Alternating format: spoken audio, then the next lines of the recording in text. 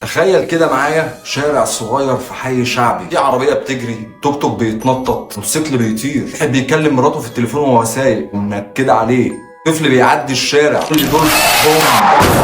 توك توك في الاصل كان حل عبقري لمشكله المواصلات، اماكن صعبه توصل لها العربيات، بس في لحظه ما تحول من وسيله للنقل لوسيله للامتلاك. في كتير من اللي بيسوقوا معهمش رخص، حتى اتعلموا قوانين مرور، ولو جينا بصينا على اعمارهم هتلاقيهم اقل من 18 سنه حتى، وفي اكبر. وساعات كتير تلاقي التوك توك متسجل باسم واحد وسايقه واحد تاني وبيبيعه لواحد تالت. في نوع معين من السواقين لما تركب معاه تحس انك في لعبه رولر كوستر، انك مش عارف هو صاحي ولا سكران ولا في حاجه بتخليه يشوف الزمن بالالوان. في دراسه من مركز مكافحه الادمان المصري قالت ان نسبه غير قليله جدا من سائقي التكاتك والمواصلات العامه بيتعاطوا مواد مخدره، خصوصا الترامادول والنبات المخدر. تفتكر ليه؟ علشان يشتغل وقت اطول ويتحمل اكتر ويفصل عن الواقع.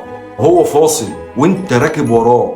يبقى احنا فين؟ في مجتمعات كتير السواقه بتعكس شخصيه الانسان، في اللي سايق علشان خاطر يوصل الناس بامان، وللاسف في اللي سايق علشان خاطر يثبت ان مفيش حد قده. ده بيفرم الفرامل فجاه، ده بيتسابق مع صاحب التوك توك اللي جنبيه، وده يعلي صوت الاغنيه على الاخر عشان خاطر يعرفنا ذوق رغم عننا طبعا. المشكله مش في وسيله النقل، مشكلة في اللي شايف التوك توك انه مش وسيلة، دي فرصة للسيطرة. في بعض المناطق تلاقي طفل عنده 13 سنة وبيسوق توك توك اكنه اتولد بيه بالظبط، وهو مش فاهم يعني ايه قوانين، ولا حتى عنده قدرة عقلية يقدر يقيم الخطر، ولا حتى بيشوف الناس كبار كأنهم فوقه. هو شايف نفسه حاجة واحدة بس، كينج اوف رود، ملك الطريق. وده بيعكس مشكلة اخطر، الطفل اللي مش لاقي نشاط ولا قدوة بيروح يشوف التوك توك ان هو وسيلة للسيطرة والفلوس والرجولة السريعة. دلوقتي بقت الرجولة مفك في جيبك وتوك توك تحتيه، بيقول بصوت عالي انا شاب من عند الجمعية.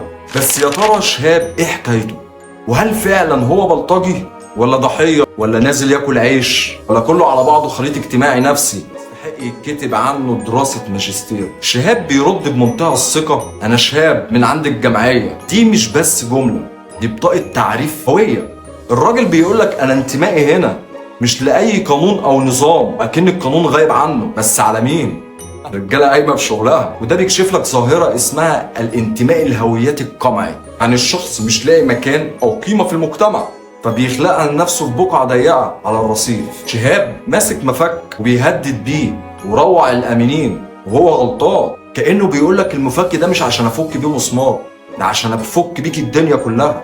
بس المفك هنا مش أداة، ده رمز. في علم النفس الرمزي أي شيء بسيط ممكن يتحول لأداة تعويض نفسي. المفك هنا بيساوي سلطة، أمان بيساوي سيطرة. ده بالنسبة للي زي شهاب، ده نوع من السلوك التعويضي العدواني، aggressive compensation. وده بيظهر كتير عند الشخص اللي فقد السيطرة على حياته فبيحاول يفرض السيطرة على غيره بالعنف أو الإيحاء بيه. وده للأسف لأن المجتمع متشبع بنماذج كتير زي شهاب، بس لسه ما اتصورتش. في دراسة من جامعة كامبريدج بعنوان Urban Aggression and Social Frustration اتكلموا عن المجتمعات اللي فيها تفاوت طبقي حاد على إنها بتولد عدوان طبقي فج.